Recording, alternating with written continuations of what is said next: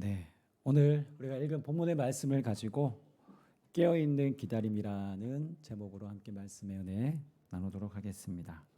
오늘은 대림절, 우리 첫째 주일인데요. 대림절은 성탄절 전에 제가 오는 네 주간인데 주님의 오심을 기다리는 절기입니다. 라틴어로는 어드벤투스라고도 하고요. 그래서 즉 오심을 뜻하며 아기 예수님의 처음 오셨던 그 초림을 기억하는 동시에 다시 이 땅에 재림하실 주로 오시는 그 예수 그리스도의 재림을 기다리는 또 귀한 절기입니다. 자, 우리는 지금까지 많은 기다림 속에서 오늘 우리의 삶과 인생을 아마 살아오셨을 거라 생각합니다. 아마 지금도 무언가를 기다리고 있습니다. 몇 주 전에 우리 고3 학생들이 수능 시험이 있었죠. 조금 있으면 이제 12월 달이 되면 수능 성적표가 아마 나올 겁니다. 우리 학생들은 그 수능 성적표를 기다리고 있습니다. 이제 12월이 지나면 아이들은 그리고 기다리던 겨울방학, 겨울방학 맞아야겠죠. 그 겨울방학을 아이들은 기다립니다. 군인들은요, 국방부 시계는 째깍째깍 잘 흘러가는입니다. 그런데 군대에서는 왜 이렇게 시간이 안 가냐 그러고 밖에서는 왜 이렇게 시간이 빨리 가냐 그러는데요. 군인들은 지금도 전역할 날짜만을 손꼽아 기다리고 있습니다. 임산부는요, 아이의 출산을 기다리겠죠. 낚시꾼은요, 내 월척을 기다리겠죠. 여기 총각도 계십니다. 있는데요. 미혼 남녀는 사랑하는 이를 만날 그날만을 기다리고 있죠. 지금 이 시간에도 어떤 분은 축도를 기다리고 있을지도 모르겠습니다. 어쩌면 이처럼 우리의 삶은 끝없는 기다림의 연속이 아닐까 생각합니다. 그러나 여러분, 우리의 어떤 기다림보다도 가장 본질적이고 가장 중요한 기다림은 무엇일까요? 바로 예수님이 다시 오시겠다라고 하신 그 약속에 바라보며 기다리는 바로 이 재림의 기다림입니다. 자, 왜 예수님의 다시 오심이 우리 인생에 더 나아가 온 인류의 가장 중요한 기다림이 될 수 있을까요? 아니, 왜 가장 중요한 기다림이 되어야 할까요? 여러분, 정말 예수님 오심을 고대하십니까? 사모하십니까? 아멘 소리가 약한 것 같은데요. 예수님 다시 오심을 고대하십니까? 아멘. 아멘. 여러분, 왜 우리는 예수님의 다시 오심을 기다려야 할까요? 이 세상이 그래도 살기 좋잖아요. 살만하지 않습니까? 여러분, 세상은요, 온갖 죄와 부조리와 악으로 가득하기 때문입니다. 우리가 세상을 내가 살고 있는 한번 집과 비유해 본다면, 여러분 어떻게 비유할 수 있냐면, 우리 집에 매일 우리가 뭐가 나오죠? 먹고 나면 음식물 쓰레기도 나오고, 우리가 무슨 여러 가지 종류의 재활용 쓰레기부터 온갖 쓰레기들이 많습니다. 여러분, 쓰레기들을 한 달만 집안에만 한번 모셔보세요. 어떻게 됩니까? 온갖 썩은 냄새와 악취가 풍기겠죠. 쓰레기집에 살고 있는 사람도 TV에 한번 보도된 적도 있었는데요. 여러분, 며칠만 쓰레기를 비우지 않으면 집안은 온갖 쓰레기로 넘쳐납니다. 그 쓰레기가 만약 차고 또 차고 온 집안을 가득 채우게 된다면 그 집에서 여러분 살고 싶을까요? 아마 수만 번도 제대로 쉬기 힘들 것입니다. 오늘 이 세상이 점점점 악이 가득해지고 있다라는 것이죠. 악이 범람해지면 결국에는 주님 오실 그날이 올 것입니다. 로마서 8장 19절에는 그래서 이렇게 되어 있습니다. 우리 한번 읽어볼까요? 시작. 피조물이 고대하는 바는 하나님의 아들들이 나타나는 것이니. 이렇게 되어 있습니다. 여러분, 하나님이 창조하신 인간뿐만 아니라 모든 피조물들도, 식물이며 동물들도, 모든 만물들이 이 죄의 부패로부터 해방되어 하나님의 아들들이 나타나는 그 영광스러운 그 자유의 날을, 회복의 날을 고대한다는 것입니다. 여러분, 지금 환경 오염이 얼마나 심각합니까? 오존층의 파괴로 인하여, 우리 지구 온난화로 인하여서 북극에 있는 곰이 없어진다고 하잖아요. 그렇죠? 거의. 이제 우리가 마시는 물 안에도 아무리 정수기를 돌리고 하더라도 미세 플라스틱이 다 들어있다는 걸 아시죠? 환경이 오염되고 파괴되고. 또 여러분, 우리는 지금 편리 가운데 지금 뭐 AI 시대, AI 로봇으로 이제는 발전돼가는, 이제는 인류가 인간에 의해서가 아니라 어떤 기계 문명이 실제 우리의 삶에 상용화되어서 그것들로 해서 우리가 편리를 누릴 것입니다. 그러나 그것에 대한 부작용이 반드시 있습니다. 반드시 있어요. 우리가 어쩌면 우리가 생각하고 상상할 수 없는 그 부작용이 있을 수 있습니다. 세상이 점점 부패해져 가고 있다는 것을 보여주는 것이죠.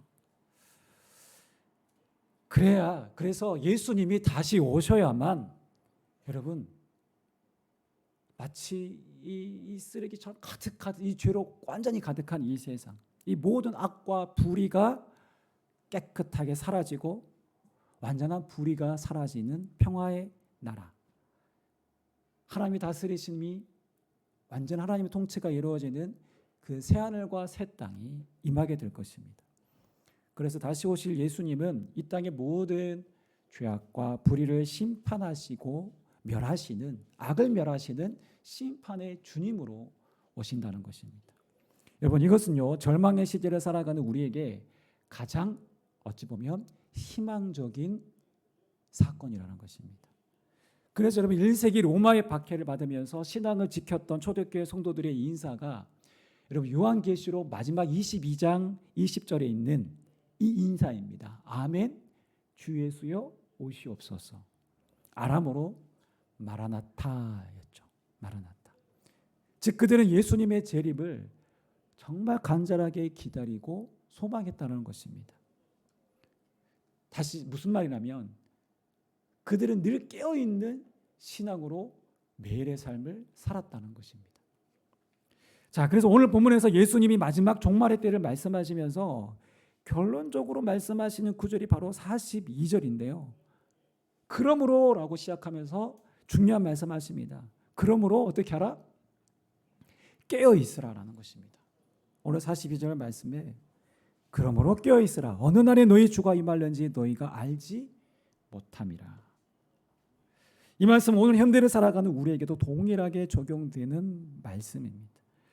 그렇다면 오늘 말씀을 통해서 어떻게 깨어 기다리며 또 우리가 깨어 기다리는 신앙이 구체적으로 무엇인지에 대해서 오늘 함께 말씀으로 나누기를 원합니다. 우리 한번 첫 번째 깨어있는 기다림에 대해서 한번 대지를 한번 읽어보겠습니다. 시작.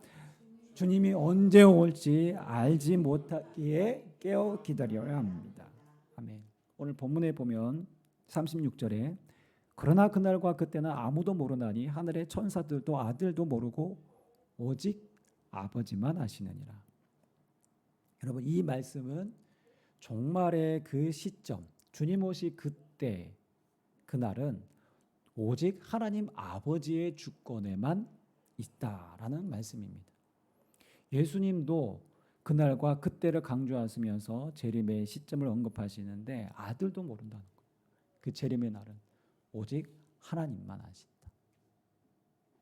그래서 이 구절의 핵심은 재림의 날은 아무도 모른다라는 것입니다. 여러분, 이 영역은 천사나 심지어 아들도 포함한 모든 피조물도 모르고 오직 아버지만 아신다는 것인데요. 즉 이것은 오직 하나님 아버지께만 속한 영역이라는 것입니다. 가장 중요한 미래, 즉 종말의 때는 하나님의 영역이다라는 것입니다. 자, 그런데 인간은 어떻습니까? 인간은 종말의 때를 알고 싶어 합니다. 그래서 수많은 소문들이 예전에 노스트라다무스의 예언부터 해서 이 땅의 종말에 대한 영화도 많이 나오고 책도 많이 나오고 그런 주장들이 끊임없이 있었습니다. 자, 인간은요, 미래를 알고 싶어 합니다. 이 미래를 알고 싶어 한다는 것의 의미는 다른 말로 하면 이 미래를 내가 통제하고 싶어 하는 것입니다. 그러니까 인간의 통제 욕구를 말하는 것입니다. 그래서 많은 사람들이 누구를 찾습니까? 내 미래를 알기 위해서 점집을 찾지 않습니까? 무당을 찾지 않습니까? 요즘은요, 대학가에도 그렇게 타로점이 보는 데가 많다고 합니다. 네. 그러니까 점을 치는 것이 하나의 대학생들 안에서도 자연스러운 하나의 문화가 되었습니다. 뭐 사주, 팔자, 뭐 이거 그냥 연애하면서 당연히 보는 거예요. 네. 여러분, 점을 친다는 것은 단지 미래를 알고 싶은 호기심이지만 엄밀히 말하면 미래를 내가 통제하고 싶다라는 것입니다. 내가 내 인생의 주인이 되어서 내가 원하는 삶을 움켜쥘 수 있다라는 사단의 또 다른 유혹과 속임수에 불과한 것입니다. 네, 수많은 사람들은 그 속임수에 넘어가고 있는 것이죠.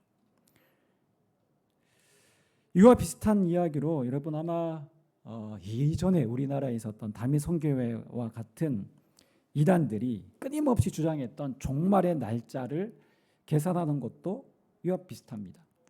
예수님이 언제 오신다고요? 네, 그 1992년도였나요? 그렇죠? 10월 28일에 오셔서 자기들이 이제 휴거가 될 거라는 그런 믿음이 있었죠. 분명히 성경에는 그날과 그때는 아무도 모른다라고 분명히 성경에 명시되어 있음에도 불구하고 네, 전혀 그 말을 믿지 않고 오히려 교주가 하는 그 말을 믿고 맹목적인 그 거짓에 속아서 그렇게 수많은 사람들이 그날 모이고 MBC에서는 여러 방송국에서 막 그것을 촬영하기도 했습니다. 무엇입니까? 사람들의 불안함을 이용했던 것이죠. 그래서 당시 그 교주였던 이자림 목사가 예수의 그 재림 날짜를 알려주니 마치 사람들이 성경의 큰 비밀을 마치 알려주는 것처럼 푸는 사람처럼 그렇게 많은 사람들이 맹목적으로 따랐던 것입니다. 사람들은 마치 이렇게 해요. 미래를 뭔가 점치듯 말하면 그 사람이 대단해 보이고 뭔가 미래를 알려주면 내가 뭔가 안정감을 느끼고 그것을 내가 탁 취하는 것을 원합니다. 왜 그럴까요? 내가 내 미래를 내가 마치 통제할 수 있다라고 착각하기 때문입니다. 성경은 분명하게 말합니다. 미래는 내일은 우리의 영역이 아니라는 것입니다. 미래는 누구에게 속한 거라고요? 하나님의 주권에 속한 영역이다. 하나님은 예수님이 언제 오실지 그때와 그 시점을 알게 하는 지식을 그 누구에게도 알려주신 적이 없습니다. 매일의 삶을 왜 그렇게 왜 그렇게 알려주지 않으셨냐? 그 이유가 뭘까? 우리가 한번 생각해 보면 우리를 겸손하게 하기 위해서입니다. 매일의 삶을 우리의 주권자 되신 하나님께 겸손히 맡기는 삶이 되라고 알려주지 않은 것이죠. 만약 인간이요, 우리가 주님 오실 그때를 안다면 아까 얘기했던 이자린 이 교주처럼 종교 사기범들이 일어나지 않겠습니까? 사람들 얼마나 많이 유혹하겠습니까? 또한 우리가 만약 그 시점을 안다면 우리는 그때만 잠시 준비하고 다시 인간의 본성상 나태에 빠질 수가 있습니다. 그러나 우리가 알지 못한다라는 것은 우리에게 항상 영적인 긴장감을 주기도 합니다. 이것이 바로 우리가 깨어 있어야 하는 중요한 이유입니다. 그래서 우리가 다시 오실 주님을 깨어 기다려야 할 이유는 오직 단 하나, 그 시간은 우리의 영역이 아닌 하나님의 전적인 주권에 속해 있다라는 것입니다. 그래서 우리의 호기심을 멈추고 겸손히 하나님의 주권을 겸손히 인정하고 오늘 내일 매일의 삶이 우리가 껴있는 신앙으로 주님 오실 그날을, 내일 주님 오실 수도 있어요. 아멘. 네, 내일 주님 오실 수도 있다라는 그 생각을 가지고 오늘을 살아간다면 우리의 삶은 세상의 것에 집착하지 않겠죠. 단정하게 오직 하나님이 뜻하신 이 거룩한 믿음의 신앙으로 붙들고 우리가 살아갈 수 있는 것입니다. 그래서 이것이 바로 하나님의 주권에 오늘의 삶을 우리가 맡기는 것이 껴있는 신앙의 첫걸음이라는 것입니다. 자, 둘째, 깨어있는 기다림이란 무엇인가? 우리 한번 둘째 대지 한번 읽어보겠습니다. 시작. 세속적인 것을 경계하는 것이 깨어 기다리는 것입니다. 아멘. 여러분 37절에서 쭉 39절까지 나오는 말씀이 이것인데요. 제가 잠시 간단하게 한번 짧게 읽어보겠습니다. 노아의 때와 같이 인자의 임함도 그러하리라. 홍수 전에 노아가 방주에 들어가던 날까지 사람들이 먹고 마시고 장가들고 시집가고 있으면서 홍수가 나서 그들을 다 멸하기까지 깨닫지 못하였으니 인자의 임함도 이와 같으리라. 제가 말씀 못 드렸네요. 네. 오늘 말씀 보시면 여러분 이 말씀의 가장 중요한 포인트가 핵심되는 구절이 몇 절인 것 같아요?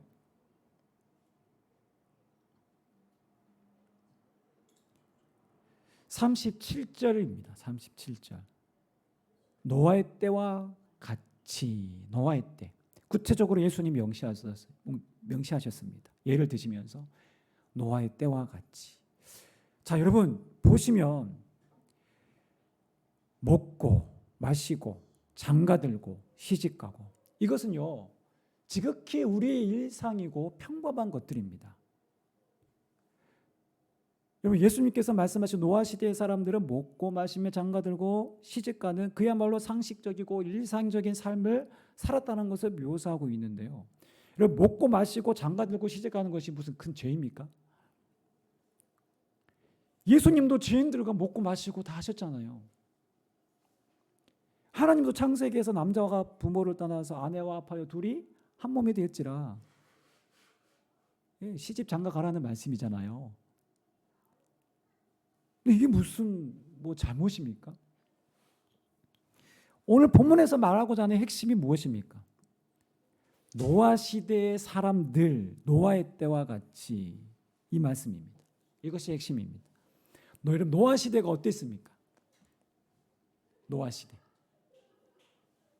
네.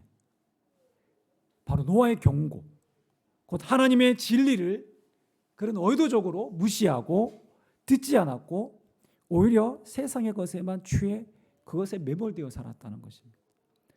하나님의 심판의 메시지를 전혀 귀담아 듣지 않았습니다.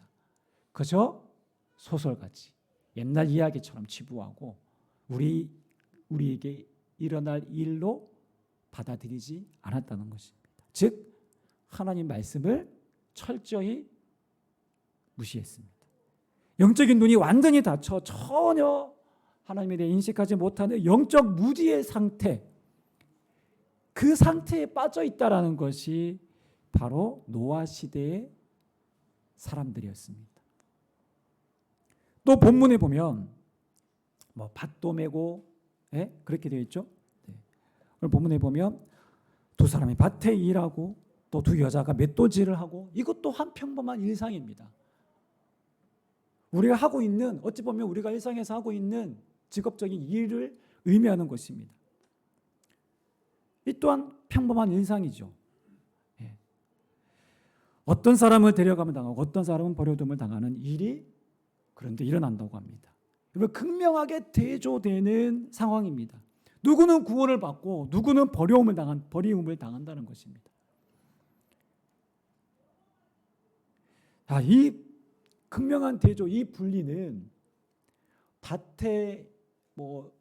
밭에서 일을 했다라는 것, 맷돌질을 했다라는 이 환경 때문이 아니라, 이 일 때문이 아니라 왜 누군가는 데려가면 당하고 누구는 버리움을 당합니까? 바로 영적 준비의 상태에 따라서, 내적인 상태에 따라서 결정되었다는 것입니다. 자, 그렇다면 오늘 우리의 삶을 한번 우리가 함께 생각해 보기 원하는데요. 우리가 하고 있는 수많은 일들, 가정에서는 주부로서 해야 될 일 있잖아요. 집안일 있잖아요. 요즘 남자들도 같이 하잖아요. 빨래하고 음식 준비하고 청소하는 그 모든 일, 우리가 운동하고 우리가 살아가는 모든 일상의 일들, 우리가 하고 있는 직업적인 일들, 우리가 당연하다고 여기는 일상, 너무나 소중하고 중요한 일입니다. 하나님은 그 부분에 대해서 그것이 잘못됐다고 얘기하는 것이 아닙니다. 그런데 영적으로 깨어있지 못하고 노아 시대 사람들처럼 영적 무지 속에 있다면, 오직 그 일에만 우리가 몰두하고 있다면, 그것은 우리가 한번 진지하게 우리의 삶을 돌아보고 생각해 봐야 합니다. 요즘 사단이 이 일이 줄어가지고요 놀고 있답니다. 사단이 굳이 유혹하지 않아도, 사단이 굳이 일하지 않아도 스스로 알아서 하나님과 멀어지고 영적인 것에 관심이 줄다 보니 별로 할 일이 없다고 합니다. 네, 어느 목사님이 이렇게 얘기하시더라고요. 설교 시간 우스갯소리로. 근데 우스갯소리인데 진짜 그런 것 같아요. 사단이 그 어느 때보다 정말 할 일이 없어졌습니다. 왜요? 이 시대가 노아 시대처럼 갈수록 점점 더 세속적이고 영적인 것에 대한 관심이 줄어들고 있습니다. 아이들뿐만 아니라 어른들도요, 지금은 그렇게 미디어에 빠져 있는 사람들이 참 많습니다. 책보다도 우리는 미디어에 익숙하죠. 성경은 안 읽어도 넷플릭스에 있는 인기 있다고 하면, 인기 있는 그 드라마 같은 경우는 주말에 몰아서 다 보지 않습니까? 이렇게 수많은 사람들이 미디어에 매몰되어 있습니다. 요즘 사람들의 관심은 어떻게 하면은 내가 쉽게 돈 벌고 마음껏 소비할 수 있을까입니다. 주식이 나쁜 건 아닙니다. 네, 주식 하십시오. 그러나 온갖 우리의 마음과 생각이 거기만 매몰되어 있다면 우리는 다시 한번 이 말씀을 통해서 우리는 돌이켜 봐야 합니다. 세상은 점점 더 소비주의에 매몰되어 있고 돈과 성공이라는 우상에 매몰되게 만듭니다. 그래서 주님의 말씀은 한낱 옛날 이야기로 치부해버리고 소설로 듣게 합니다. 주님의 경고와 주님의 부르심을 사람들이 듣지 못하고 마치 당연하다는 듯 세상에 취해 사는 것, 그렇게 살아가게 만드는 것이죠. 그래서 우리는 이 모든 것에 있어서, 모든 오늘 이런 시대의 어떤 풍조에 있어서 우리는 깨어서 경계해야 합니다. 이것이 깨어 기다리는 신앙입니다. 만약 그렇지 않으면 우리도 충분히 영적인 안일함과 영적 무지에 빠질 수 있다는 것입니다. 어쩌면 우리가 경계해야 될 것은요, 바깥의 큰 죄악이 아니라 하나님의 음성을 듣지 못하도록 우리의 마음을 우둔하게 만드는 우리의 평범한 일상일 수 있다는 사실입니다. 찬송가 492장이 가사가 이렇게 시작되죠. 잠시 세상에 내가 살면서. 여러분, 이 땅의 삶을 뭐라고 말합니까? 잠시라고 말합니다. 잠시. 그러면서 이 찬양은 우리가 영원한 것을 준비하는 삶이 되어야 합니다라는 그 내용의 가사로 우리의 삶을 촉구하고 있습니다.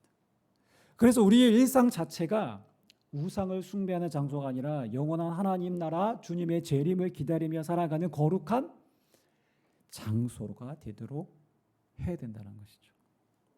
그래서 우리가 경계하며 살아야 할 것은 바로 영원한 삶을 바라보지 못하도록 우리의 시선을 늘 땅에 머무도록 하는 그런 일상이라면 우리는 다시 한번 하나님 앞에 말씀 앞으로 돌아가 우리의 신앙을 다시 한번 돌아보며 우리의 신앙이 껴있는 신앙, 주님의 재림을 경건하게 준비하는 우리의 삶이 되어야 할 줄 믿습니다. 우리 마지막으로 우리가 깨어 기다리는 신앙은 무엇이 깨어 기다리는 신앙인가? 우리 한번 마지막으로 세 번째 대지를 읽어보겠습니다. 시작.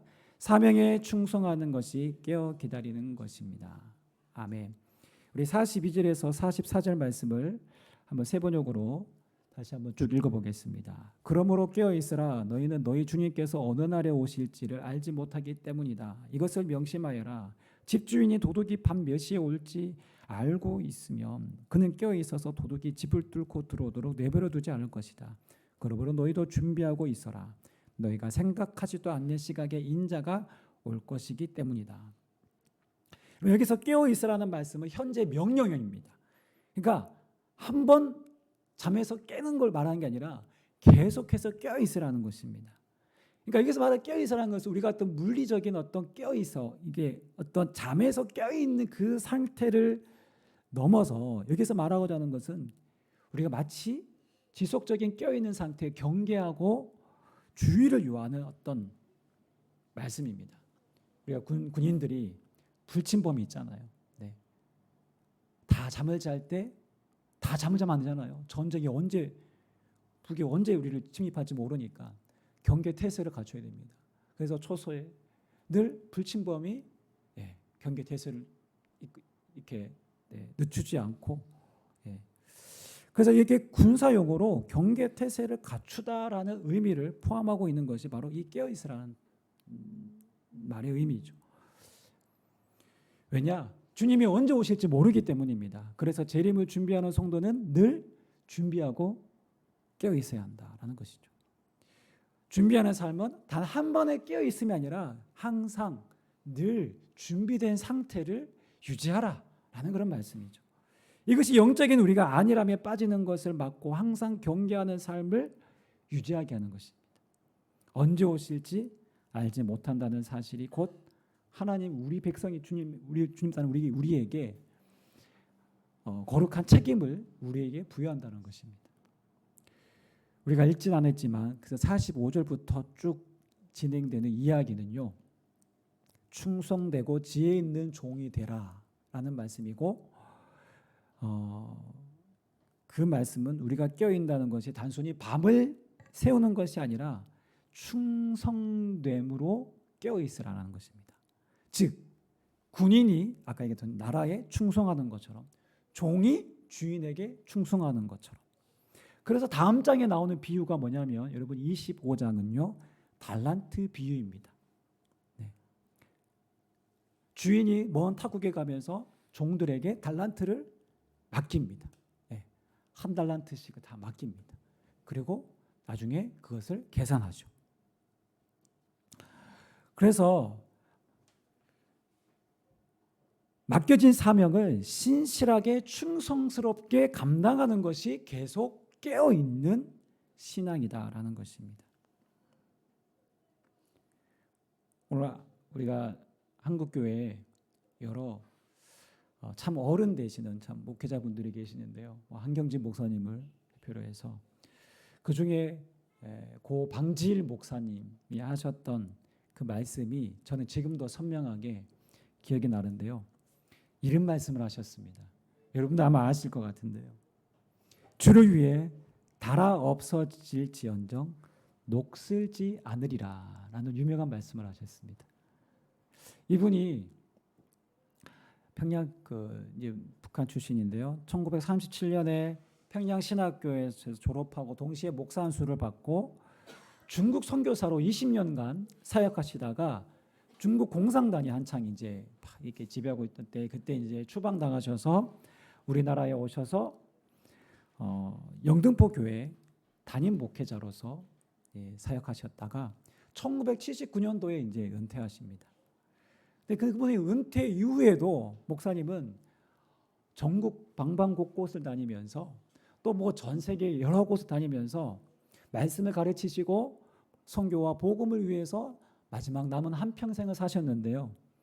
100권에 넘는 책을 출간하시고 또 이분이 출간한 그 피해 복음이라는 그 책은 중국어로 번역이 되어서 중국 가정교회 교재로도 사용되었습니다. 달아 없어질지언정 나는 녹슬지 않겠다라는 이 좌우명으로 그 당시 103세까지 고령 아주 장수하셨죠. 소천하시기 전까지 한평생을 교회와 민족을 위해서 헌신하셨습니다. 주님이 맡겨주신 그 사명을 위해 마지막까지 충성하셨던 그런 삶이었다는 것입니다. 여러분 오늘 우리의 삶을 우리 함께 돌아볼 때요. 오늘 나에게 주신 사명이 있으십니까? 하나님 우리에게 반드시 우리 모두에게 각자에게 사명을 주셨습니다. 아멘. 우리에게는 기도의 사명이 있습니다. 나는 나이 들어서 몸이 안 좋아서 나는 뭐 아무것도 못해. 내가 무슨 사명이 있겠어라고 하는데요. 아니요. 사명이 있습니다. 저는 지금도 생생하게 기억하는데요. 제 할머니는 돌아가시기 전까지 아침에 일어나시면, 제가 할머니 집에 자주 가서 방학 때면 같이 잠을 자고 했는데, 꼭 아침에 먼저 일어나시면 기도 노트가 있어요. 기도 노트에 자식들뿐만 아니라 여러 사람들의 이름이 기록되어 있습니다. 거기에 기록되어 있는 기도 노트 이름을 불러가시면서 기도를 하시는 거예요. 노년의 삶이었지만 기도의 사명을 놓치지 않으셨어요. 달아 없어질지언정 녹슬지 않았던 그 삶이었다는 것을 저는 제 눈으로 똑똑히 보았습니다. 여러분, 오늘도 이 자리에 어떤 마음으로 오셨습니까? 그저 주일이어서? 하나님을 사모함으로 정말 주님을 만나고 싶은 그 마음과 그 소망으로 오셨습니까? 아멘. 그렇다면 여러분, 예배의 사명을 감당하고 계신 것입니다. 달아 없어질지언정 녹슬지 않는 인생입니다. 내가 속한 곳에서, 내가 일하고 있는 삶의 현장에서, 일터에서 여러분 복음의 씨앗을 뿌리며 한 영혼을 위해서 씨름하며 내 시간과 물질을 들여 섬김의 삶을 여러분 살아가고 계십니까? 그렇다면 달아 없어질지언정 녹슬지 않는 사명자의 삶입니다. 오늘 말씀 마무리하겠습니다. 오늘 우리는 대림절 첫 번째 주일에 깨어있는 기다림이라는 말씀으로 우리가 함께 나누었는데요. 오늘 말씀은 주님의 재림을 기다리는 우리에게 왜 깨어 있어야 하는지를 분명하게 우리에게 말씀하고 있습니다. 그리고 무엇을 경계하며 살아야 하는지에 대해서도 우리에게 말씀하고 있습니다. 더 나아가서 우리가 어떻게 주님의 재림을 준비해야 되는지도 말씀합니다. 오늘 우리는 모든 시간과 이 주권자가 바로 우리 하나님이심을 인정하고 겸손히 오늘 주님 내일 오실 수 있다라는 그 사실을 기대감을 가지고 오늘도 깨어있는 신앙, 주님 만날 그날을 고대하는 신앙이 되기를 원합니다. 우리는 세상의 영적 무지와 안일함에 대해서 우리가 동화되지 않고 오히려 경종을 일으키고 하나님의 말씀에 이 무게감을 가지고 세상을 깨울 수 있는 영적 안일함에 경계할 수 있는 우리의 신앙이 바로 깨어있는 신앙인 것입니다. 그리고 노아 시대 사람들처럼, 그래서 노아 시대 사람처럼 버려둠을 우리가 당하지 않고 우리가 선자리에서 주님께 충성하며 섬기는 삶, 이 사명을 감당하는 삶으로 주님의 재림을 우리가 기다릴 수 있어야 합니다. 우리의 가장 큰 희망은 주님이 다시 오심입니다. 이 희망으로 우리의 미래가 막연한 미래가 아니라 깨어있는 우리의 신앙으로 주님 오실 그날을 준비하고 예배하는 충성된 종 되시기를 주님의 이름으로 축원합니다. 기도하겠습니다. 살아계신 아버지 하나님 감사합니다. 오늘 주신 말씀을 통하여서 우리가 깨어있는 기다림이라는 것이 무엇인지를 말씀을 통해서 배웠습니다. 주님 오실 그날 우리가 알지 못하기에 매일 우리의 삶이 깨어있는 신앙, 주님 오실 그날을 늘 사모하며 기다리는 신앙 되게 하시고 이 세상의 악과 죄악된 것에 또한 세속적인 것에 또 일상의 삶, 평범한 그 일상의 삶이 마치 전부인 것처럼 우리가 생각하며 거기에 매몰되지 않는 깨어있는 신앙 되게 도와주시옵소서. 주님, 또한 마지막 우리 주님 맡겨주신 거룩한 이 사명을 통하여서 하나님 기도하며 하나님 주님 우리에게 맡겨주신 그 사명, 거룩한 사명, 영혼 구원을 위한 사명, 사랑하라는 사명, 용서하고 베풀고 나누라고 하신 사명, 하나님 우리에게 맡겨주신 주님 오실 그날 선교의 사명, 하나님 우리에게 각자에게 주어주신 하나님 그 사명 마지막까지 최선을 다해 감당할 수 있는 우리의 신앙 되어서 주님 오실 그날 기쁨으로 주님을 맞이하는 오늘 우리의 신앙 되게 도와 주시옵소서. 감사드리며 우리 주 예수님의 이름으로 기도합니다. 아멘.